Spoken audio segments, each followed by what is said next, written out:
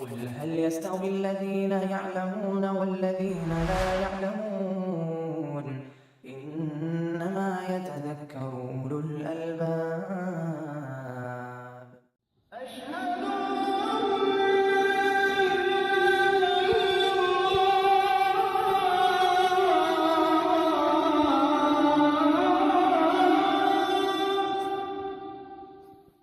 الحمد لله رب العالمين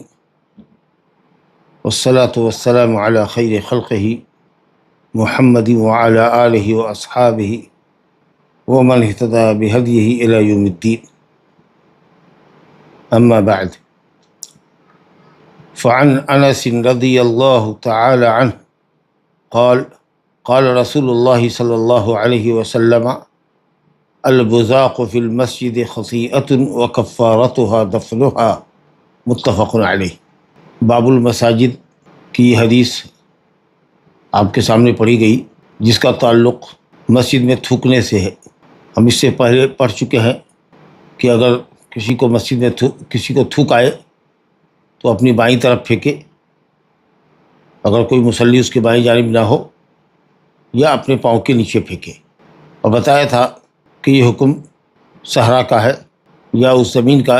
جو مٹی والی زمین ہو، پلاسٹرڈ نہ ہو۔ آج کل کی جو مسجدیں ہیں ہماری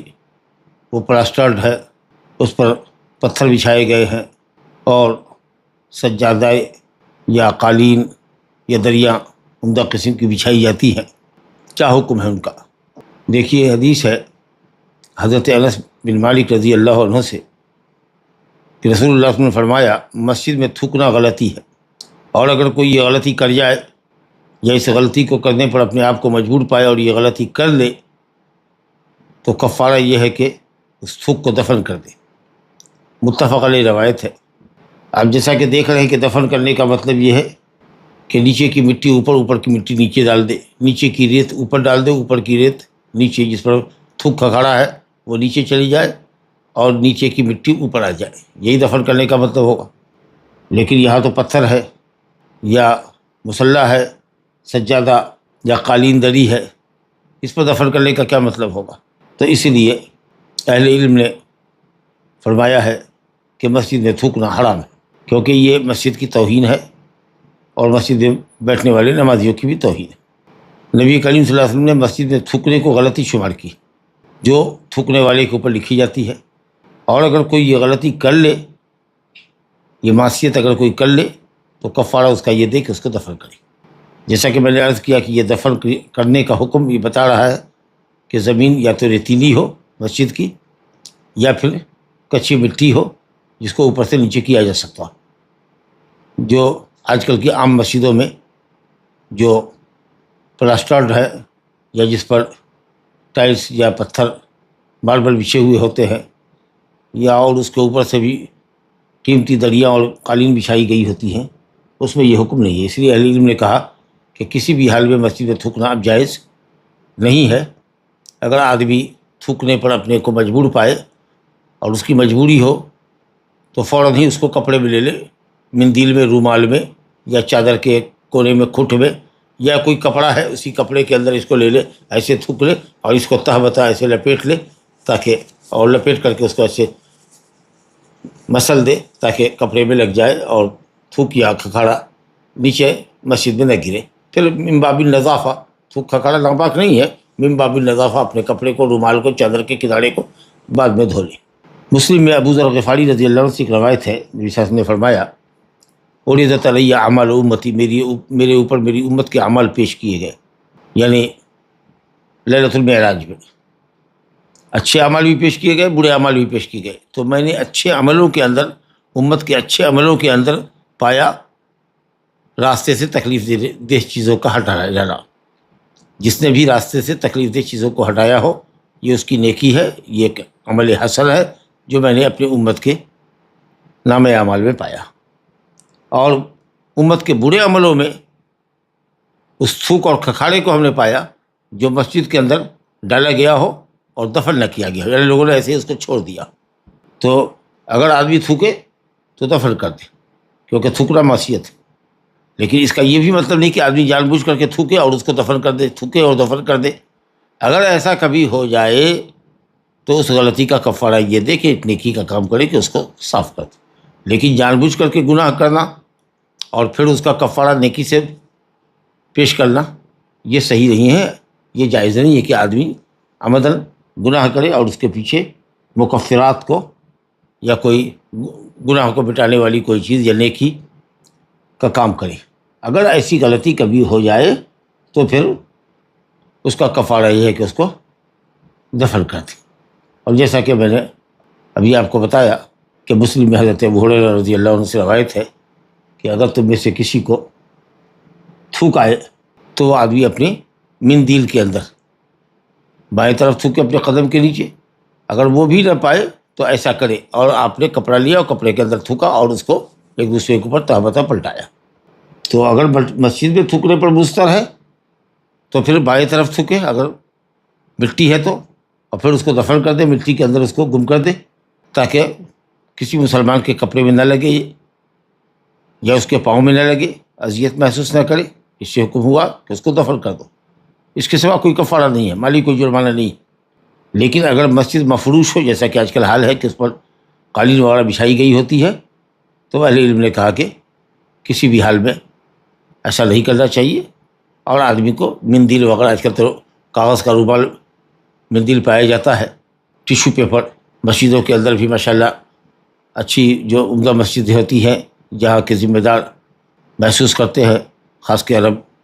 کی مساجد کے اندر وہ مندیل جا بجا رکھ دی گئی ہوتی ہے جہاں سے لوگ اس کو لے کر استعمال کرتے ہیں. تو الحمدللہ اب تھوکنے کا جو مسئلہ ہے وہ بہت حد تک اپنے پاس جو لوگوں کی مندیل ہوتی ہے کاغذ کی یا کپڑے کی, اس میں یا پھر جو مسجد کے اندر ہوتی ہے اس کا استعمال لوگ کرتے ہیں.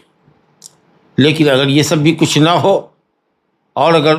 تھوک منہ سے گر جائے پاؤں کے نیچے تو پھر اس کی شکل یہی ہو سکتی ہے کہ آدمی کپڑا بھیگو کر کے اچھی طریقے سے لائے اور اس جگہ کو اچھے سے صاف کر دے. لیکن بہرحال اہل علم نے کہا ہے کہ مفروش مسجد میں جس کے اوپر فرش بچھایا گیا ہو, قالین بچھائی گئی ہو, اس پر تھوکنا جائز نہیں. یہ تھوکنے کے تعلق سے, مسجد میں تھوکنے کے تعلق سے بات تھی. لیکن اگر مسجد کے باہر ہے یا مسجد ہی میں ہے اور کچی مٹی ہے تو پھر قدم کے پیچھے نیچے, بائیں قدم کے نیچے تھوکنے میں انشاءاللہ کوئی حرج نہیں ہے, کیونکہ اس کو کوڑید کر کے اوپر کی مٹی نیچے ڈال دینا, نیچے کی مٹی پاک مٹی اوپر لے لینا, اس میں کوئی حرج کی بات نہیں ہے, کیونکہ اس میں لوگوں کے جسم, کپڑے اور پاؤں میں لگنے کا خطرہ نہیں رہ جائے گا. لا الہ الا اللہ. دوسری حدیث حضرت انس بن مالک سے ہی مروی ہے. وعنہ قال قال رسول اللہ صلی اللہ علیہ وسلم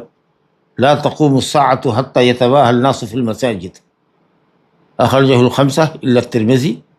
وصححہ ابن خزیمہ. انس بن مالک رضی اللہ عنہ سے روایت ہے رسول اللہ صلی اللہ علیہ وسلم نے فرمایا لا تقوم الساعة, قیامت قائم نہیں ہوگی. ساعت تو کہتے ہیں گھڑی, ایک گھڑی, رات اور دن کا ایک حصہ, چاہے وہ مختصر ہو یا طویل ہو. ایک ساتھ ہم آپ کے ساتھ بیٹھے, یعنی ایک گھڑی بیٹھے. اب وہ گھڑی مختصر بھی ہو سکتی ہے, طویل بھی ہو سکتی ہے. جزء من الزمن, وقت کا ایک حصہ, پارٹ آف ٹائم, ایک حصہ. لیکن جب مطلق آئے الساعہ قرآن حدیث کی زبان میں, جیسے کہ قرآن نے استعمال کیا ہے, جہاں جہاں بھی الساعہ کا لفظ استعمال کیا ہے تو مطلق جب یہ استعمال کیا گیا ہے قرآن مجید میں تو قیامت کبریٰ مراد ہے. جیسے اقتربت الساعة وانشق القمر, اقتربت الساعة, قیامت قریب ہو گئی. یا یسألک الناس عن الساعة, لوگ آپ سے قیامت کے متعلق پوچھتے, قیامت کبریٰ کے متعلق کب واقع ہوگی. اب ساعہ اس لیے کہتے ہیں کہ وہ بہت جلد حساب و کتاب ہو جائے گا قیامت کے دن, یا یہ ہے کہ جب سر پھونکا جائے گا تو ایک ہی گھڑی میں مختصر سی ساعت کے اندر ساری دنیا تہوبالا ہو جائے گی انتہائی صورت کے ساتھ. اچانک سے وہ واقع ہوگی قیامت اور تمام مخلوق ایک ہی صیحہ میں, ایک ہی چیخ میں سب کے سب مر جائیں گے. تو فرمایا کہ قیامت قائم نہیں ہوگی. گویا کہ قیامت کی علامتوں میں سے ایک علامت یہ ہے کہ لوگ مسجدوں پر فخر کریں گے, بہت اونچی اونچی مسجدیں بنائیں گے, اونچی دیوار, بہت اونچی چھت, اونچی بلڈنگ بنائیں گے, وسیع و عریض مسجد بنائیں گے جس کی کوئی ضرورت نہیں ہے. ضرورت کے مطابق اگر مسجد بنے اور حالات کے تقاضے کے مطابق بنے تب تو ٹھیک ہے, لیکن صرف فخر و مباحات کے لیے کہ بھائی ہماری مسجد بہت اونچی ہے, بہت عالی شان ہے اور اس میں ہم نے کروڑوں روپے لگائے ہیں یا لوگوں میں تذکرہ ہو کہ فلاں شہر کی فلاں محلے کی جو مسجد ہے وہ مسجد اس کے ٹکر کی تو کوئی مسجد نہیں، اس کے بالمقابل تو کوئی مسجد پورے اسٹیٹ میں نہیں ہے، ضلع کی بات اور شہر کی بات تو چھوڑیے۔ اس طریقہ سے لوگ نام و نمود کے لیے مسجد بناتے ہیں، اور بلا ضرورت بھی مسجد کے مینارے کو اور گنبد کو اتنا ہائی کرتے ہیں اور اتنا اونچا کرتے ہیں اور اس میں صرفہ کثیر کرتے ہیں، وہ صرف تفاخر کے لیے، ایک دوسرے پر فخر کرنے کے لیے۔ تو نبی گرامی صلی اللہ علیہ وسلم نے فرمایا کہ لا تقوم الساعہ، قیامت قائم نہیں ہوگی یہاں تک کہ لوگ اپنی مسجدوں پر فخر کریں گے۔ تباہی بالمساجد، یتباہا بالمساجد یتفاخرون فی بنائها، مسجد کی عمارت پر فخر کریں گے، ہر کوئی اپنی مسجد پہ فخر کرے گا۔ میری مسجد اونچی، میری مسجد بہت اچھی عمدہ، اس میں بہت اچھے رخام اور پتھر کا استعمال کیا گیا، گرینائٹ کا استعمال کیا گیا، بہت کشادہ۔ جی یہ سب تعریف سننے کے لیے مسجد کے ذمہ داران سال ہر سال چندے کر رہے ہیں، مانگ رہے ہیں، اور صرف مسجد کے اندر ڈیکوریشن اور فخر و مباحات کے لیے کر رہے ہیں۔ یہ قیامت کی علامت ہے، یا قرب قیامت کی علامت ہے، کیونکہ یہ سب بہرحال اس بات پر دلالت کرتی ہے کہ دینی احوال لوگوں کے بدل گئے، لوگوں کے اندر دین میں کمی آ گئی ہے، ایمان میں کمزوری ہے اور جہالت کا غلبہ ہے، اور دنیاوی مقاصد کو لوگ اخروی مقاصد پر فوقیت دینے لگے۔ چنانچہ اللہ کے نبی نے فرمایا یتباہون بالمساجد ثم لا یعمرونها الا قلیلا، ثم لا یعمرونها الا قلیلا، آباد نہیں کریں گے مسجد کو مگر بہت تھوڑا۔ مسجدیں تو بہت لخ و دخ ہے، لمبی کشادہ، بہت عریض وسیع اونچی عمارت ہے، چھت دیکھو تو 25 فٹ پر 30 فٹ پہ چھت ڈالی ہوئی ہے یا اس سے بھی اوپر، قلعہ نما مسجد بنایا ہے، لیکن نمازیوں کی تعداد کم ہے، اس میں ذکر و اذکار والے کم ہیں، تلاوت کرنے والے کم ہیں، واعظ و بیان کی مجلسیں نہیں ہو رہی ہیں، دروس نہیں ہو رہے ہیں، جیسا کہ آج کل آپ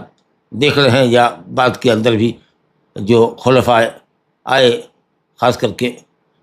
بنو عباسیہ وغیرہ کے دور میں، اس کے بعد کے دور میں جو خلفاء آئے، بادشاہ آئے، انہوں نے مسجد کی عمارت کو بہت اونچا کیا اور اس کو بہت ہی رنگ روغن سے چڑھایا اس کے اوپر، اور بالکل اس قدر جاذب نظر بنایا کہ صاحب لوگ اس کو دیکھنے کے لیے آتے تھے، گویا کہ وہ مسجد نہ ہو، متحف ہو، عجائب خانہ ہو۔ فلا حول ولا قوت الا باللہ۔ اسی سے متعلق ایک حدیث اور ہے، تشیید المساجد کا لفظ اس میں آیا ہے۔ وعن ابن عباس رضی اللہ عنہما قال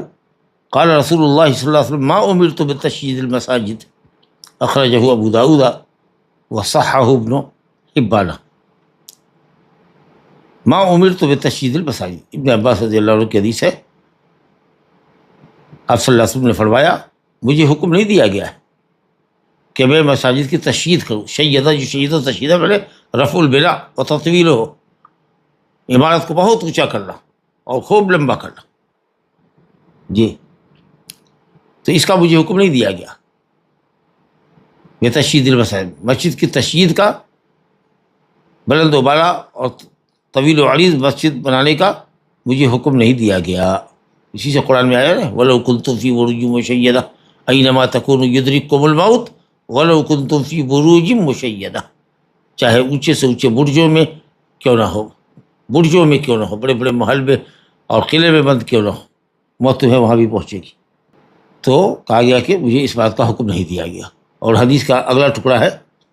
جس کو انہوں نے یہاں مختصر کیا ہے، آپ نے فرمایا لَتَزُخْرِفُنَّهَا قال ابن عباس، ابن عباس نے یہاں کہا، یہ ابن عباس کا قول ہے، لَتَزُخْرِفُنَّهَا كَمَا زَخْرَفَتِ الْيَهُودُ وَالنَّصَارَىٰ، کہ تم لوگ اپنی مسجدوں کو اس قدر رنگ و روغن اس پر چڑھاؤ گے، زخرفہ کہتے ہیں سونے کو، یعنی سنہرے کلر سے اس قدر، یا تو پتھر اس طرح کے ہوں گے، یا اس پر پینٹنگ اس طرح کی ہوگی، یا اس کے اوپر در و دیوار کے اوپر سونے کے پانی چڑھائے جائیں گے، جیسے کہ یہود و نصارہ نے اپنے عبادت خانوں کو، اپنے گرجا گھروں کو سجایا، سنوارا اور بنایا۔ بہرحال اس میں جو لفظ آیا ہے ما امر، تو مجھے حکم نہیں دیا گیا، یہ لفظ اس بات کی طرف اشارہ کر رہا ہے کہ مسجدوں کو بہت اونچا کرنا اور اس کے اوپر قیمتی رنگ و روغن چڑھانا یہ اچھا کام نہیں ہے، مناسب کام نہیں، کیونکہ اگر یہ اچھا عمل ہوتا تو اللہ تعالیٰ اپنے نبی کو اس کا حکم دیتا۔ لیکن اہل علم نے کہا کہ یہ حرمت کی دلیل بھی نہیں ہے، اگر حرمت کی دلیل ہوتی تو امرتوں کی جگہ پر یہ ہوتا کہ نہیت عن تشیید المساجد، مجھے مسجد کو تشیید کرنے سے، اس کی عمارت کو بلند کرنے سے منع کیا گیا یا میں روک دیا گیا. دونوں لفظ میں فرق ہے. ما عمر تو مجھے حکم نہیں دیا گیا، اس کا مطلب ہے کہ یہ عمل مشروع نہیں ہے. بلا ضرورت مسجد کو اونچا کرنا، لمبا کرنا اور اس میں اسراف بیجا کرنا، پیسے کا غلط استعمال کرنا اور پانی کی طرف پر پیسے بہانا، یہ عمل مشروع نہیں ہے. اہل علم نے کہا کہ یہ بدعت ہے. مسجد ایسی ہونی چاہیے جو ضرورت پورا کرنے والی ہو، سردی سے، گرمی سے، جاڑے سے، بارش سے بچانے والی ہو، اور اس کے اوپر بہت قیمتی رنگ روغن نہ چڑھایا جائے جو جاذب نظر ہو، اور مصلی کو اپنی طرف کھینچتی ہو، خشوع اور خضوع میں مصلی کی کمی آتی ہو. جانتے ہیں کہ نبی کریم صاحب کے زمانے کی مسجد کتنی سادہ تھی. کھجور کے تنے استعمال کیے گئے تھے کھمبے کے طور پر، اور مسجد کے اوپر جو چھاؤنی تھی وہ کھجور کی ٹہنیاں تھی، کھجور کے پتے تھے.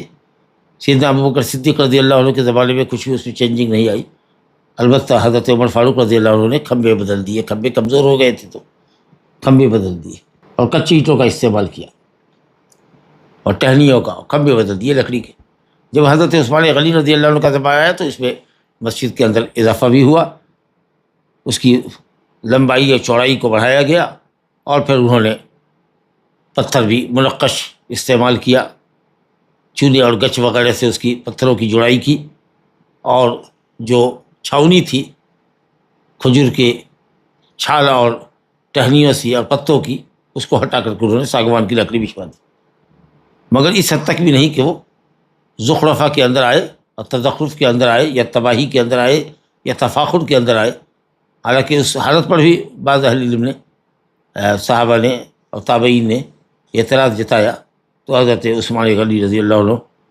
فرماتے، مسلم میں روایت ہے کہ انکم اکثرتم علیہ، تم لوگوں نے مجھ پر بہت اعتراض کیے. نبی کریم صلی اللہ علیہ وسلم نے یہ حدیث سنی ہے، من بنا مسجد للہ یبتغی، یا من بنا مسجد یبتغی بہ وجہ اللہ، جس نے اللہ کے لیے مسجد بنائی، بن اللہ لہ مثلہ فی الجنہ، اسی طریقہ کا گھر اللہ تعالیٰ اس کے لیے جنت میں بنائے گا. اس کے پیش نظر اور مال و دولت کی کثرت تھی تو اس لیے انہوں نے بڑھایا اور بنایا کچھ عمدہ طریقے پر. لیکن جو آج کل مبالغہ ہے اور اسراف ہے مسجدوں کی تعمیر میں، بہرحال یہ محبوب اور پسندیدہ عمل نہیں ہے، اس سے بچنا چاہیے. لیکن ہاں، وقت کے تقاضے کے مطابق مسجد مضبوط ہو تاکہ ضرورتاً اس کے اوپر دوسری منزل، تیسری منزل کی تعمیر کی جا سکے، اور اس طرح کا ماحول ہو یا صاف ستھری عمارت ہو، اور مسجد کی فضا ایسی پاکیزہ ہو کہ آدمی اس میں دیر تک بیٹھ سکے، نماز کے انتظار میں، تلاوت کرنے میں، جی، اور درس وغیرہ میں شرکت کرنے کے لیے بیٹھ سکے. لیکن اسراف اور فضول خرچی تعمیر میں ہو یا محراب بنانے میں ہو یا دروازے اور کھڑکی پر بیش قیمتی لکڑیاں اور اس کے اوپر سونے اور تانبے وغیرہ کی سیل چڑھانا، اس کے اوپر خوبصورت بنانا، یا اسی طریقے سے بیش قیمتی قالینیں بچھانا اور قیمتی مکبرات الصوت لاؤڈ اسپیکر وغیرہ کا انتظام کرنا، اور بھی چندوں کے پیسے سے اس کام پر پیسے مانگے جائے لوگوں سے، یہ بات ٹھیک نہیں ہے. فلا حول ولا قوت الا باللہ. بہرحال حضرت عثمان غنی نے جو بنایا تھا مسجد کو، اس میں ذرا خوبصورت بنائی، پتھر کا استعمال کیا، ساگوان کی لکڑی استعمال کی. وہ کہتے تھے لوگوں کے گھر بہت اچھے اچھے ہو گئے. تو اب گھر لوگوں کے اچھے ہوں اور مسجد اس کے مقابلے میں اس کی تعمیر کم خراب ہو یا ناقص ہو یا خوبصورت نہ ہو، تو یہ کیسی بات لگی کہ اللہ کا گھر اچھا بننا چاہیے. تو بہرحال مسجد کو نمایاں ہونا چاہیے، لیکن جیسا کہ کہا کہ اسراف اور فضول خرچی اور پھر فخر و مباحات، یہ سب چیزیں پیش نظر نہیں ہو، ضرورت کے مطابق ہو اور وقت کے تقاضے کے مطابق ہو. شہروں میں بہت گرمی پڑتی ہے تو اب وہاں اگر اے سی وغیرہ لگائی جائے تاکہ نمازیوں کے لیے سہولت ہو اور نماز کے وقت میں بے چینی نہ ہو یا دروس وغیرہ کے وقت میں اس کا استعمال ہو، الحمدللہ یہ اچھی بات ہوگی. پانی وغیرہ کا انتظام کیا جائے، مندیل وغیرہ رکھی جائے، صاف ستھری مسجد ہو، لیٹرین باتھ روم ذرا الگ بنائی جائے، اگر وہ اسی احاطے کے اندر ایک کنارے میں ہو تو اس کی صفائی ستھرائی کا خاص لحاظ کیا جائے، اس میں جراثیم کچھ دوائیں ڈالی جائے، الحمدللہ یہ سب مطلوب چیز ہے. لیکن بلا ضرورت کے لیے مکان کو لمبا کرنا یا کئی اسٹوری بنا لینا، جبکہ لوگ نمازیوں کی تعداد کم ہے لیکن 2 منزل بنا دیا اور بہت لمبی مسجد بنا دی، 150 آدمی ہیں اور اتنی بڑی مسجد بنا دی کہ صاحب ہزاروں آدمی کی اس میں گنجائش ہو سکتی ہے اور پوری مسجد خالی پڑی ہوئی ہے. تو یہ سب چیزیں اچھی نہیں. چلیے مسجد کا ماڈل بہرحال ہائی کرنا چاہیے، اچھی تعمیر، مضبوط تعمیر ہو اور مسجد نمازیوں سے آباد ہو اور مسجد صاف ستھری بھی ہو، پاکیزہ ہو، میل کچیل سے صاف ہو، کوڑے کرکٹ سے صاف ہو، دیوار گندی نہ ہو. جی چنانچہ جو حدیث ہمارے سامنے ہے مسجد کی صفائی ستھرائی کی فضیلت کے تعلق سے، حدیث یہاں پر آئی ہے، اگرچہ اس کی سند میں کلام ہے لیکن بہرحال صفائی اور ستھرائی مسجد کے تعلق سے مطلوب ہے. اور باقاعدہ ایک خاتون تھی مسجد نبوی میں جھاڑو لگایا کرتی تھی، پانی والی لایا کرتی تھی، اور یہ اتنا مبارک عمل تھا اس عورت کا کہ اگر جب وہ مر گئی اور نبی صلی اللہ علیہ وسلم کو خبر نہیں دی گئی تو آپ نے بتایا کہ دلنی اعلیٰ قبر ہے، اس کی قبر مجھے بتاؤ، اور آپ گئے اور آپ نے جنازہ کی نماز پڑھی اس پر. حدیث ہے ہمارے سامنے، وعن انس رضی اللہ عنہ قال قال رسول اللہ صلی اللہ علیہ وسلم عرضت علی اجور امتی حتی القضاۃ یا حتی القضاۃ یخرجها الرجل من المسجد، رواہ ابو داؤد والترمذی واستغربہ وصححہ ابن خزیمہ. انس بن مالک رضی اللہ عنہ سے روایت ہے، انہوں نے کہا کہ رسول اللہ صلی اللہ علیہ وسلم نے فرمایا میرے اوپر میری امت کے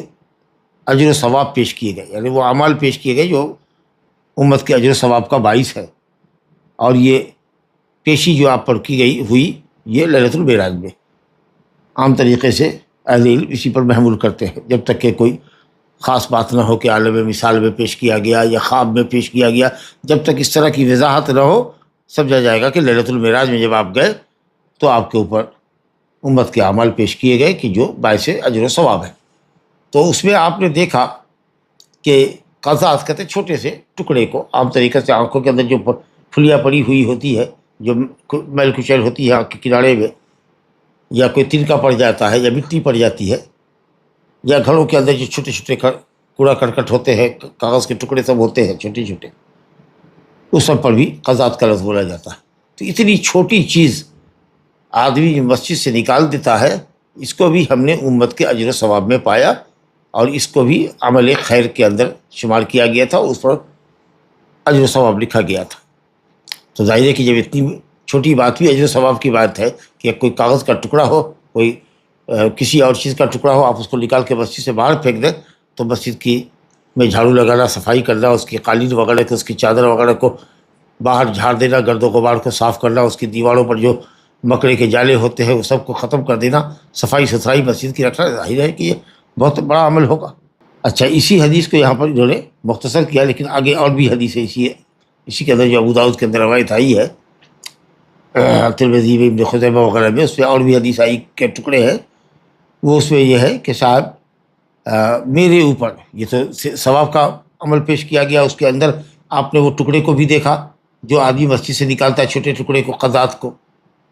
اور آگے ہے وہ عرضت علی ذنوب امتی، اور میرے اوپر میری امت کے گناہ پیش کیے گئے. تو اس لفظ سے دیکھیے فلم اور اعظم من سورۃ من القرآن آیہ اوتیہا رجل ثم نسیہا، تو میں نے اس سے بڑا کوئی گناہ نہیں دیکھا کہ انسان کو کوئی صورت یا کوئی آیت یاد تھی اور پھر اس نے اس کو بھلا دیا یا وہ بھول گیا. اس کو قرآن کی آیت کو یا سورت کو یاد کرنے کے بعد بھول جانا، یہ آپ نے فرمایا کہ سب سے بڑا گناہ تھا جو میں نے دیکھا. اہل علم نے، خود امام ترمذی نے روایت کو بیان کر کے استغربہ کہا کہ یہ حدیث غریب ہے، اور اہل علم نے کہا کہ یہ حدیث اگرچہ ابن خزیمہ نے صحیح کہا ہے لیکن یہ حدیث معلول ہے، کمزور ہے، سندن بھی اور متنن بھی. کہتے ہیں سند میں خرابی یہ ہے کہ مطلب بن عبداللہ بن حنصب روایت کرتے ہیں انس بن مالک سے، یہ آدمی صحیح نہیں ہے، یہ مرسل روایت کرنے والا ہے، اس کی السماع کسی صحابی سے نہیں، لہذا اس کا یہاں کہنا انس بن مالک یہ صحیح نہیں ہے، غلط ہے، لہذا سند میں انقطاع ہے. یعنی مطلب بن عبداللہ بن حنطب نے اس کو گویا نبی صلی اللہ علیہ وسلم سے روایت کیا کہ کوئی صحابی سے اس کی روایت ثابت نہیں، تو وہ حدیث میں انقطاع ہے، مرسل روایت ہوئی. اور دوسرے کس میں ابن جریج ہے جو مدلس راوی ہے، اور انہوں نے مطلب سے ان کے ذریعے بیان کیا. تو یہ دو سبب ہوئی سند کے اندر. اور متن کے اندر غرابت ہے اسی حدیث سے کہ بھلا وہ شخص جو قرآن مجید یاد کیا اور بھول گیا، یہ اتنا بڑا گناہ نہیں ہے کہ اس کو سب سے بڑا گناہ کہا جائے. فلم اعظم، میں نے اپنی امت کے گناہوں میں اس سے بڑا کوئی گناہ نہیں دیکھا کہ انسان نے کسی صورت کو یاد کیا ہو، کسی آیت کو یاد کیا ہو اور پھر بھول گیا، ثم نسیا. کیونکہ ہم جانتے ہیں کہ انسان کا مواخذہ نسیان پہ نہیں ہوگا. ربنا لا تؤاخذنا ان نسینا، بھول چوک پر انسان کا مواخذہ نہیں ہے. پھر بھلا صورتوں کا نسیان یا کسی آیت کا نسیان سب سے بڑا گناہ یا سب سے بڑے گناہوں میں سے ایک بڑا گناہ کیسے ہو سکتا ہے؟ اللہ یہ کہ اگر آپ یہ کہتے ہیں کہ صاحب قرآن پر ایمان نہ ہو تو اور بات ہے، یا یہ کہیے کہ قرآن مجید کو جان بوجھ کے کبھی نہیں پڑھتا ہے، اس قدر اس کی غفلت ہے قرآن مجید سے کہ جو اس کے نسیان کا باعث بنا ہے، تو ٹھیک ہے، یہ مواخذے کا عمل ہے. قرآن کو پڑھنا چاہیے، سمجھنا چاہیے. لیکن ایک شخص عمداً اس کی تلاوت کو ترک کیے ہوا ہے، یہاں تک کہ جو کچھ بھی یاد تھا وہ سب بھول گیا، تو یہ بہرحال اس کا اہمال ہے، اس کی غفلت ہے، اس کی کوتاہی ہے، اس پر اس کا مواخذہ ہوگا. لیکن یہ کہ سب سے بڑا گناہ ہو اور بھی بھولنے کے نتیجے میں، یہ بات صحیح نہیں. اس سے کہتے ہیں کہ سند اور متن دونوں کے اعتبار سے یہ حدیث صحیح نہیں. بہرحال جو چیز اس وقت ہے سامنے استدلال کے طور پر جس حدیث کو لے کر کے آئے ہیں، وہ یہ ہے کہ صاحب مساجد کی صفائی ستھرائی کی فضیلت ہے، اور یہ کہ گرد و غبار کوڑا کرکٹ کو نکالنا چاہیے اور مسجد کو صاف ستھرا رکھنا چاہیے، مٹی سے، غبار سے، میل کچیل سے. واللہ تعالیٰ عالم. اب ایک حدیث اور بھی ہے اس باب کے اندر، کہتے ہیں حکم تحیت المسجد کے تعلق سے یہ روایت ہے کہ جب آدمی مسجد میں جائے اور بیٹھنا چاہے، ابھی جماعت کھڑی نہیں ہو رہی ہو یا 1-2 منٹ باقی نہیں ہے، زیادہ وقت ہے، بیٹھنا چاہتا ہے، تو سنت مؤکدہ ہو تو اس کی نیت سے، یا نہیں ہے تو تحیت المسجد کی نیت سے. بہرحال عام سنت ہی کی نیت سے، لیکن کوئی نماز پڑھے یا جا کر کے اگر جماعت ہو رہی ہے تو جماعت میں مل جائے. لیکن اگر بیٹھنا چاہتا ہے تو کوئی نہ کوئی نماز، چاہے سنت کی نیت سے ہو یا ایسے ہی نفل کی نیت سے ہو، مسجد کے احترام کی نماز ہو، تحیت المسجد ہو، لیکن مسجد میں بیٹھنے کے لیے اس کو 2 رکعت نماز پڑھنا. عام اصطلاح میں اس کو تحیت المسجد ہی کہتے ہیں. حدیث وعن ابی قتادہ رضی اللہ عنہ قال قال رسول اللہ صلی اللہ علیہ وسلم اذا دخل احدکم المسجد، جب تم میں کا کوئی، ابو قتادہ رضی اللہ عنہ سے حدیث ہے، مروی ہے، رسول اللہ صلی اللہ علیہ وسلم نے فرمایا جب تم میں کا کوئی مسجد میں داخل ہو. اذا کلمہ عام ہے، ظرفیت ہے، جب داخل مسجد میں، فلا یجلس، تو نہ بیٹھے، فلا یجلس فعل نہیں ہے، لا یجلس، نہ بیٹھے، حتی یصلی رکعتین، یہاں تک کہ 2 رکعت نماز پڑھے. متفق علیہ، سیان کی روایت ہے. معلوم یہ ہوا کہ اللہ سبحانہ تعالیٰ کی تعظیم کے لیے تحیت المسجد ادا کرنا چاہیے، 2 رکعت نماز پڑھے. بغیر نماز پڑھے ہوئے بیٹھنا ممنوع عمل ہے. جمہور اہل علم کہتے ہیں کہ یہ سنت ہے، مندوب ہے، مستحب ہے، تاکیدی سنت ہے، واجب نہیں.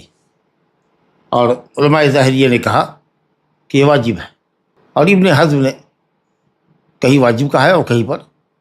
سنت بھی کہا ہے. بہرحال جو لوگ وجوب کے قائل ہیں تحیت المسجد کے، وہ کہتے ہیں کہ نبی صلی اللہ علیہ وسلم نے فرمایا کہ جب کوئی تم میں کا مسجد میں داخل ہو فلیرکع رکعتین، تو اس کو 2 رکعت نماز پڑھنی چاہیے. فلیرکع، تو چاہیے کہ وہ نماز پڑھے 2 رکعت. فلیرکع لام امر ہے، حکم ہے یہ. اور ابھی ہم نے پڑھا کہ فلا یجلس حتی یصلی رکعتین اذا دخل احدکم المسجد، فلا یجلس فعل نہیں ہے جو حرمت پہ داد کرتی.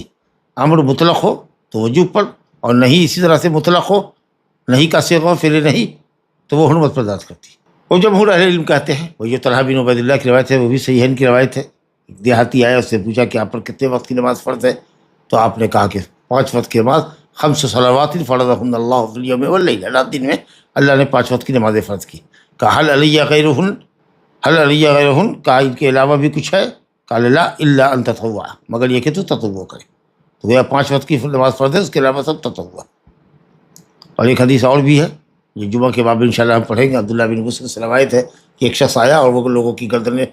پھانکتا ہوا آگے بڑھ رہا تھا، تو آپ صلی اللہ علیہ وسلم خطبہ دے رہے تھے. آپ نے فرمایا اجلس فقط آذیت الناس، لوگوں کو اذیت پہنچائی. لیکن الحمدللہ دلیلوں کی روشنی میں اگر دیکھیے تو واجب کا قول دلیل سے قریب تر ہے، یا کم از کم سنت مؤکدہ تو کہیے، کیونکہ رسول اللہ صلی اللہ علیہ وسلم خطبے میں ہے، جس خطبے کو سننا واجب ہے، اور ایک شخص داخل ہوا اور بغیر تحیۃ المسجد پڑھے ہوئے بیٹھ گیا، تو آپ نے کہا صلی تھا یا فلاں، قال لا، نہیں، کہا قم قم فرقہ رکھتے، اٹھو پڑھو، اور ایک روایت میں ہے کہ ہلکی پڑھو، تو آپ نے خطبہ روک کر کے اس کو ٹوکا، اور حکم ہے۔ تو یہ جو حدیث ہے کہ 5 وقت کی فرض ہے، اس کے علاوہ آگے پیچھے جو نمازیں ہم پڑھتے ہیں وہ سنت ہے، لیکن یہ نماز داخلے مسجد کی، جب آدمی داخل ہوگا تو یہ حکم آئے گا، اس لیے یہ عام سنتوں سے ہٹ کے حدیث کی مخالف میں ٹکراؤ نہیں ہے کہ 5 وقت کی نماز فرض ہے، اس کے علاوہ جو نمازیں ہیں سب سنت ہے، کیونکہ یہ جو تحیۃ المسجد ہے اس کے وجوب کا سبب مسجد کا داخلہ ہے، اور 5 وقت کی نماز فرض ہے، اس کے علاوہ معمول کی جو نمازیں ہم پڑھتے ہیں وہ سب تطوع ہے، یعنی فرض سے زائد ہے۔ اب علماء نے تاکید دیکھ کر کے، قولی اور عملی تاکید کو دیکھ کر کے سنت مؤکدہ کہا، اور جس پر تاکید آپ نے نہیں فرمائی ہے یا عملی مواظبت اور مداومت نہیں برتی ہے تو اس کو نوافل مطلقہ میں داخل کیا ہے۔ اور رہی وہ حدیث کہ آپ نے آنے والے کو فلاں کل آنے والے کو آگے سے اگلی صف میں پڑھنے والے کو جمعہ کے دن کا اجلس فقط آذیت الناس، تو اس سے یہ لازم نہیں آتا ہے کہ وہ آدمی نماز نہیں پڑھا ہوگا، یا وہ داخل ہوا ہوگا تو اس نے کسی کنارے میں تحیۃ المسجد نہیں پڑھی ہوگی۔ تحیۃ المسجد ممکن ہے کہ تحیۃ المسجد پڑھی ہوگی، اور اس کے بعد وہ خطبے میں آپ سے قریب ہونا چاہتا تھا، آپ کی بات کو سننے کے لیے دور نہ بیٹھ کر کے آگے بیٹھنا چاہتا رہا ہوگا، تو اس میں صراحت نہیں ہے کہ اس نے نماز نہیں پڑھی تھی، کیونکہ جب یہ صراحت موجود ہے کہ نبی صلی اللہ علیہ وسلم کے سامنے ایک شخص داخل ہوا، اس کو آپ نے داخل ہوتے ہوئے دیکھا اور بغیر نماز پڑھ کے بیٹھتے ہوئے دیکھا، تو آپ نے پوچھا کہ یا فلاں تم نے نماز پڑھی؟ تو کہا کہ نہیں، تو آپ نے کہا قم فصلی رکعتین۔ تو اس لیے تاکیدی قول ہے، اگر واجب آپ کہنے میں ذرا گھبراتے ہیں تو جمہور اہل علم نے جو کہا ہے سنت مؤکدہ ہے، وہ سنت مؤکدہ تو ضرور ہے، لیکن عام نوافل کی حیثیت نہیں ہے اس کی کہ چاہے تو پڑھے چاہے تو نہ پڑھے، بلکہ نفلوں میں بھی تاکیدی نفل جیسی ہے سنت مؤکدہ جس کو کہتے ہیں، لہٰذا اس کو چھوڑنا مناسب نہیں ہے۔ اب یہ جو اذا دخل احدکم المسجد، اذا جیسا کہ میں نے کہا کہ کلمہ عام ہے، ظرف ہے، جب داخل ہو، اس کا مطلب یہ کہ اگر آدمی ممنوع اوقات کے اندر بھی داخل ہو رہا ہے، سورج طلوع ہو رہا ہے، غروب ہو رہا ہے، اور بیٹھنا چاہتا ہے تو اس وقت بھی وہ نماز پڑھے، ورنہ کھڑا رہے، یہ بھی اس کے حق میں بہتر ہے۔ اسی طریقے سے عصر کی نماز فرض پڑھ کر کے نکلا ہے اور پھر وہ مسجد میں داخل ہوا دوبارہ سے کسی واضح بیان میں شریک ہونے کے لیے یا مطالعہ مذاکرے کے لیے مسجد میں بیٹھ رہا ہے، تو اس کو تحیۃ المسجد پڑھنی ہے، صبح کی نماز کے بعد اگر داخل ہوتا ہے یا عصر کے بعد داخل ہوتا ہے۔ حالانکہ حدیث ہے لا صلاۃ بعد العصر حتی تطلع الشمس، لا صلاۃ بعد العصر حتی تغرب الشمس، لا صلاۃ بعد الصبح حتی تطلع الشمس ولا بعد العصر حتی تغرب۔ فجر کی نماز کے بعد کوئی نماز نہیں ہے، یعنی نوافل مطلقہ نہیں ہے، یہ اگر مانا کر دیں گے تو تحیۃ المسجد اس سے مستثنیٰ ہو جائے گی، کیونکہ بہرحال عصر کی نماز کے بعد، فجر کی نماز کے بعد جنازہ کی نماز پڑھی جاتی ہے، قضا نماز پڑھی جاتی ہے۔ اسی طریقے سے اگر صلاۃ منظورہ کسی نے منت مانی ہو نماز کی تو وہ نماز بھی پڑھی جا سکتی ہے۔ تو یہ لا صلاۃ بعد الصبح یہ جو لا صلاۃ کا جو عموم ہے یہ تو مستثنیٰ ہے، خاص کر دیا گیا، اس سے کچھ بعض صورتوں کو خاص کیا گیا ہے، جیسے قضا نماز ہے، یا اگر کوئی شخص تنہا نماز پڑھ کے نکلا، جماعت کی مسجد سے گزر ہوئی، عصر کی نماز گھر میں پڑھ چکا ہے تنہا، پھر جماعت کی مسجد سے اس کا گزر ہوا، تو حدیث میں ہے کہ وہ جماعت میں شامل ہو جائے نفل کی نیت سے۔ تو یہ عام، اس کو کہتے ہیں عام مخصوص منہ البعض، ایسا عام جس میں بعض صورتیں مخصص ہے، مستثنیٰ ہے دلیلوں کی روشنی میں۔ اس کے مقابلے میں وہ عام جس کا کوئی بھی جز کسی دلیل سے خاص نہ کیا گیا ہو، وہ عام اپنے عموم پر ہو، اپنے شمول پر ہو، وہ زیادہ اقویٰ ہوتا ہے، جس وجہ سے یہ حدیث ہے جب مسجد میں داخل ہو تو 2 رکعت سنت پڑھو تحیۃ المسجد، اس کو کہیں مخصوص نہیں کیا گیا کہ فلاں وقت میں نہ پڑھو، فلاں صورت میں نہ پڑھو، فلاں حالت میں نہ پڑھو، اس کے لیے کوئی تخصیص نہیں آئی ہے، جبکہ لا صلاۃ بعد الصبح حتی تطلع الشمس ولا بعد العصر حتی تغرب الشمس، اس پہ دلیل ہے کہ نبی صلی اللہ علیہ وسلم نے عصر کی نماز کے بعد سنت پڑھی ہے، ایک صحابی نے فجر کے بعد اپنی سنت پڑھی ہے، اور اسی طریقے سے علماء کے نزدیک میں سمجھتا ہوں کہ بلا اختلاف اپنی قضا نماز آدمی پڑھ سکتا ہے۔ اگر کوئی نماز بھول چکا ہے، اس کو یاد آئی تو وہ عصر کی نماز پڑھ چکا ہے تو ظہر کی نماز پڑھے گا، یا جنازہ عصر کے بعد عام طریقے سے لوگ پڑھتے ہیں، وہ بھی تو صلاتی ہے۔ اور تاکید پر اس لیے بھی دلالت کرتی ہے کہ نبی صلی اللہ علیہ وسلم نے اپنا خطبہ روک کر کے اس شخص کو ٹوکا جو مسجد میں داخل ہوا تھا اور بغیر نماز پڑھے بیٹھا ہوا تھا۔ اچھا، جیسا کہ اذا کا عموم بتاتا ہے، میں نے پہلے بھی اس بات پر زور ڈالا کہ جب آدمی مسجد میں داخل ہو، اس کا مطلب یہ ہے کہ اگر متکرر دخول ہے اس کا نکلتا ہے اور پھر کچھ دیر کے بعد مسجد میں داخل ہوتا ہے، پھر کچھ دیر کے لیے نکلتا ہے داخل ہوتا ہے، تو ہر مرتبہ کے داخلے میں اس کو 2 رکعت نماز پڑھنی ہے۔ اور کچھ لوگوں نے کہا کہ نہیں، بار بار پڑھنے سے ہو سکتا ہے کہ مشقت میں پڑ جائے، تو اس سے ایک مرتبہ داخل ہوا، لیکن نہیں، بہتر تو یہی ہے کہ جب داخل ہوگا نماز پڑھے گا، الا یہ کہ آدمی داخل ہوا تھا اور تھوڑے سے وقفے کے لیے نکلا، وضو ٹوٹ گیا تو نکلا وضو خانے میں جو مسجد کے باہر ہے مثال کے طور پر، یا استنجا کے لیے نکلا اور وہ لوٹ نہیں والا ہے، بس باہر گیا نکلا، جیسے معتکف اپنی ضرورت کے لیے نکلتا ہے، اس طرح کی بات ہو تو انشاءاللہ تعالیٰ اگر وہ نکلا ہے اور فوراً اس کی نیت ہے کہ جلد ہی وہ واپس ہوگا، تو انشاءاللہ تعالیٰ دوبارہ سے وہ تاکیدی سنت تحیۃ المسجد کی نہیں آئے گی۔ لیکن اگر وہ نکلتا ہے اور کچھ دیر تک باہر رہتا ہے،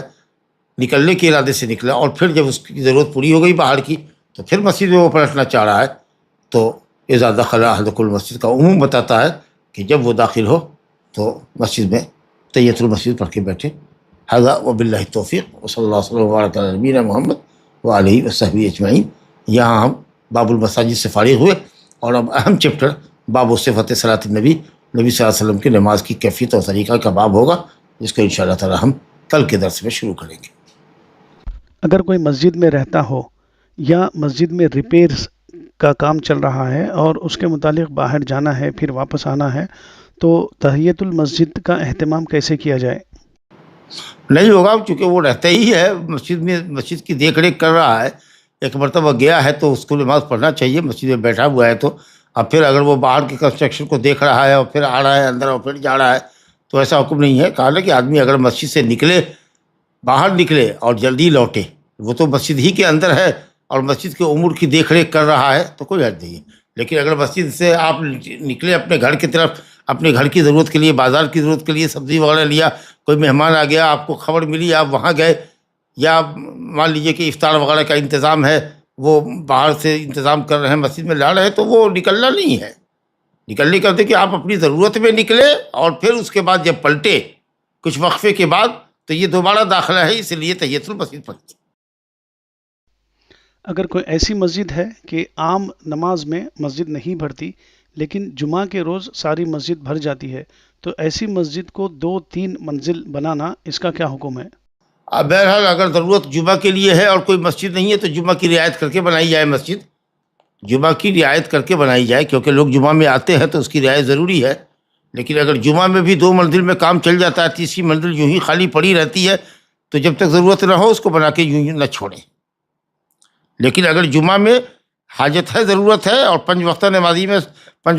میں 100 آدمی 200 آدمی رہتے ہیں، ایک منزل ہی کافی ہے یا نیچے کا حال ہی کافی ہے، اوپر کی منزل پھر خالی رہتی ہے، تو کوئی حرج کی بات نہیں ہے، جمعہ کی رعایت کرتے ہوئے مسجد تعمیر کرنی چاہیے۔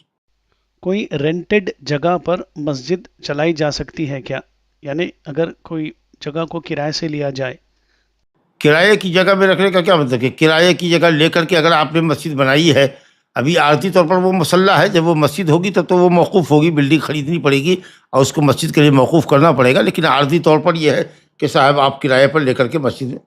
آپ بنا رہے ہیں، کیونکہ آپ تو کرایہ پیمنٹ کر رہے ہیں۔ بلڈنگ جب خریدنے کی طاقت ہو تو بلڈنگ پوری لی جائے، یا اس فلور کو لیا جائے، یا پھر یہ ہے کہ صاحب زمین خرید کے اس پر مسجد کا کنسٹرکشن کیا جائے۔ مسجد وقف فی سبیل اللہ ہونی چاہیے، کیونکہ اس پہ کسی کی ملکیت نہیں ہوگی۔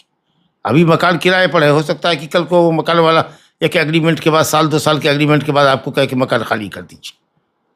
تو اس لیے اس کی حیثیت مسجد کی نہیں ہے، مسلح ہے وہ۔ اگر مسجد کو ضرورت ہو تو کیا سود کا پیسہ دیا جا سکتا ہے؟ یہ سوال پہلے بھی کئی لوگوں نے پوچھا تھا، بہرحال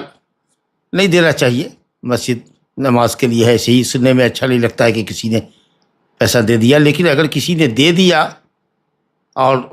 متولی کو یا مسجد کی تعمیر کرنے والی انتظامیہ کو نہیں معلوم ہے، اس نے لے دیا اور بعد کو پتہ چلا تو کوئی حرج نہیں، لیکن احتیاط کرنا چاہیے کہ پاکیزہ اور حلال مال لگائے، کیونکہ بہرحال مسجد ہے، ثواب ہی کی نیت سے ہونی چاہیے، لیکن اگر کوئی لگا دیتا ہے تو بھی انشاءاللہ اس میں کوئی حرج کی بات نہیں۔ مسجد کے ذمہ داریوں میں سے نماز کے علاوہ درس کی کیا اہمیت ہے؟ ہر مسجد بنائی گئی ہے نماز کے لیے. نبی صلی اللہ علیہ وسلم نے فرمایا انما بنیت للصلاۃ والذکر وتلاوت القرآن. اور ہم سب جانتے ہیں کہ نبی کریم صلی اللہ علیہ وسلم کا واضح بیان مسجد میں ہوا کرتا تھا. نبی صلی اللہ علیہ وسلم نماز کے بعد لوگوں کو خطبہ دیتے تھے. وعظنا موعظۃ بلیغۃ. فجر کی نماز کے بعد آپ نے واضح بیان کیا. تو لوگ مسجد میں آتے ہیں اور عبادت کی نیت سے آتے ہیں, واضح بیان سننے کے لیے راغب ہوتی ہے ان کی طبیعت. تو اس لیے مسجد کے اندر ذکر و اذکار ہونا چاہیے. اور ظاہر ہے کہ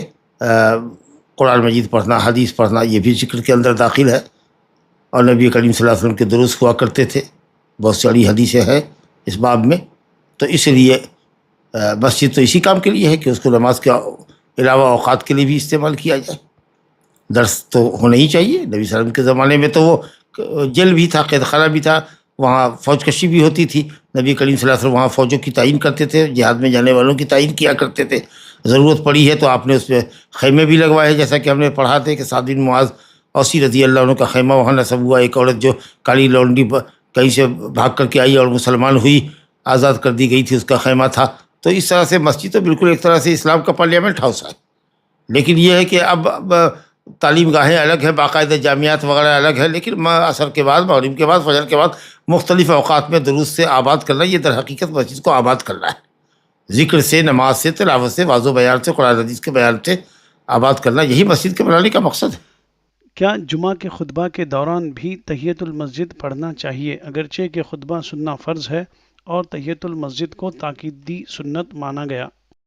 بالکل تحیۃ المسجد پڑھیں گے, جیسا کہ نبی صلی اللہ علیہ وسلم خطبہ دے رہے تھے اور داخل ہونے والا شخص ایک داخل ہوا اور آپ نے کہا صلیت یا فلاں, قال اللہ, نماز پڑھی, کہا نہیں, کہا قم فرق رکعتین, نماز پڑھو. تو خطبے کے وجوب سے یہ حالت مستثنیٰ, جو آدمی پہلے سے موجود ہو وہ خطبہ سنے, جو داخل ہے شخص, جو شخص داخل ہو رہا ہے وہ 2 رکعت نماز ہلکی سی پڑھ کے بیٹھے, تاکہ دونوں حدیث پر نبی صلی اللہ علیہ وسلم کے عمل ہو جائے.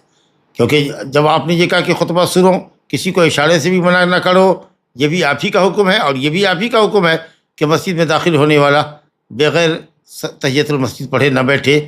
لہذا دونوں حدیث میں تطبیق یہی ہوگی کہ جو شخص پہلے سے بیٹھا ہوا ہے خطیب کے خطبہ پر, ممبر پر چڑھنے سے پہلے, اس پر لازم ہے کہ خطبہ غور سے سنے. جو شخص درمیان خطبہ مسجد میں داخل ہوا ہے اس کے لیے تاکیدی سنت یہ ہے کہ وہ ہلکی 2 رکعت پڑھ کر کے بیٹھے اور تب خطبہ سنے. کوئی سنت نماز ادا کرنے سے تحیۃ المسجد ادا ہو جاتی ہے, اس کی دلیل کیا ہے؟ نہیں, اصل میں دلیل یہی ہے کہ نماز پڑھ کے بیٹھنا ہے, نماز پڑھ کے بیٹھنا ہے, یوں نہیں بیٹھنا. یہ مسجد کا احترام ہے. جیسے آدمی کسی قوم پر جاتا ہے, کبیر القوم پر جائے, بڑے آدمی کے پاس جائے, یا لوگوں کے پاس آئے جہاں لوگوں کا جماوڑا ہے, بیٹھے ہوئے, تو سلام کرتا ہے, تحیہ کرتا ہے. تو یہ مسجد کا تحیہ, مسجد کا احترام ہے, اللہ کی تعظیم ہے, وہ نماز سے ادا ہو جائے گی. مطلب یہ کہ بغیر نماز پڑھے ہوئے مت بیٹھو. یہ کوئی دالال نہیں ہے, کوئی تمہارا وہ فٹ پاتھ نہیں ہے, یا کسی کے گھر کا پورچ نہیں ہے کہ آپ وہاں جا کر کے بیٹھیں. یہ مسجد ہے, اللہ کا گھر ہے, اس کا احترام, اس کی مورلٹی ہے یہ. تو اس لیے مقصود یہ کہ نماز ہونی چاہیے. تو میں نے پہلے ہی کہا تھا کہ اگر فرض نماز ہے, مثال کے طور پر آپ گئے, اس میں شامل ہو گئے, تو ظاہر ہے کہ ہم تو یہ نہیں کہیں گے کہ آپ تحیۃ المسجد پڑھیے. جب تم میں کا کوئی داخل ہو تو بیٹھنے سے پہلے, اس کا مطلب یہ کہ اگر وہ بیٹھنا چاہ رہا ہے اور کوئی فرض اور سنت نہیں پڑھ رہا ہے تو تحیۃ المسجد کی نیت سے پڑھے. اور اگر سنت مؤکدہ پڑھ رہا ہے یا فرض میں شامل ہو گیا تو الحمدللہ حاصل المطلوب. مقصود یہ ہے کہ نماز پڑھ کے بیٹھے, چاہے وہ نماز سنت مؤکدہ ہو یا فرض میں شامل ہو جائے. اور اگر کچھ نہ ہو, کوئی وقت نہ ہو کسی طرح کی نماز کا, اور بیٹھنا چاہتا ہے یا واضح بیان میں شریک ہونا چاہتا ہے, تو تحیۃ المسجد کی نیت سے 2 رکعت پڑھے. جی. کیا مسجد میں نکاح پڑھانا مسجد کے احترام کے برخلاف ہے؟ یہ احترام کے خلاف نہیں ہے. اگر کوئی آ جائے مسجد میں بغیر اہتمام کے کہ بھئی ہم صاحب نماز پڑھا, یہ خطبہ دے دیجئے, نکاح پڑھا دیجئے, تو کوئی حرج کی بات نہیں ہے. لیکن یہ سمجھنا کہ یہ فضیلت کا کام ہے, مسجد ہی میں چلو, اور سب آ رہے ہیں مسجد کے اندر, اور اس میں نکاح کی وجہ سے تھوڑا سا شور شرابہ بھی رہتا ہے, سمجھا کہ نہیں, تو یہ احترام مسجد کے منافی ہو سکتا ہے. تو بہرحال مسجد نکاح خانی کے لیے نہیں ہے. لیکن اگر کوئی آ جائے بغیر ارادے سے, اور ایسے ہی آ گیا 2-4 آدمی ہے اس کے ساتھ, اور امام مسجد سے اس نے کہا کہ نکاح پڑھا دیجیے, تو انشاءاللہ اس میں کوئی حرج کی بات نہیں ہے. لیکن اس کو مبارک عمل سمجھنا یا افضل عمل سمجھنا, جیسا کہ لوگ سمجھ رہے ہیں, دعوتیں تو ہو رہی ہیں, شادی خانے میں ہوٹلوں میں ہو رہی ہیں، لیکن نکاح مسجد میں ہو رہا ہے یہ سمجھ کر کہ یہ سنت ہے، افضل ہے، تو یہ سمجھ غلط ہے۔ اور اس سلسلے میں جو حدیث آئی ہے اجعلوہ فی المساجد، نکاح خانی مسجد میں کرو، حدیث ضعیف ہے۔ کیا عبادت خانہ اور مسجد کا حکم ایک ہی ہے اگر عبادت خانے میں جماعت سے نماز ہوتی ہو اور امام مقرر ہو؟ اگر مصلی المسجد ہے، مصلی المسجد ہے، مصلی کی حیثیت ہے تو ٹھیک ہے، مسجد تو ہے، وہ مسجد تو وہ ہے، یا پھر یہ کہہ لیجئے کہ صاحب اس کی وہ تاکیدی حیثیت نہیں ہے جو اس مسجد کی ہے جو موقوف یا وقف فی سبیل اللہ ہے۔ تو اگر مصلی میں نماز پڑھتے ہیں تو اس کے لیے وہ تاکیدی حیثیت نہیں، وہ مسجد کے حکم میں نہیں ہے، یعنی موقوف مسجد نہیں ہے۔ دنیاوی تعلیم کے لیے مسجد میں موٹیویشن ٹاکس دینا، بیان دینا، اس کا کیا حکم ہے؟ اگر واضح و بیان میں آ جائے علم کی اہمیت اور فضیلت کے ضمن میں یہ بات آ جائے کہ بھئی یہ عصری علوم بھی ہمارے لیے فرض کفایہ ہے، امت میں کچھ لوگوں کو سائنس وغیرہ پڑھنا چاہیے، جیومیٹری پڑھنی چاہیے، ڈاکٹری کا علم حاصل کرنا چاہیے، تو علم کی فضیلت میں شرعی علم کی اہمیت کو اجاگر کرتے ہوئے امت مسلمہ کو ضرورت ہے کہ عصری علوم کے میدان میں بھی آگے بڑھیں۔ اگر اس طرح کی بات ضمناً آتی ہے تو کوئی حرج نہیں ہے، لیکن خاص اسی کے لیے سائنس پر لیکچر دینے کے لیے اور سائنس کی اہمیت اور فضیلت کو بتانے کے لیے مسجد کا استعمال کرنا درست نہیں۔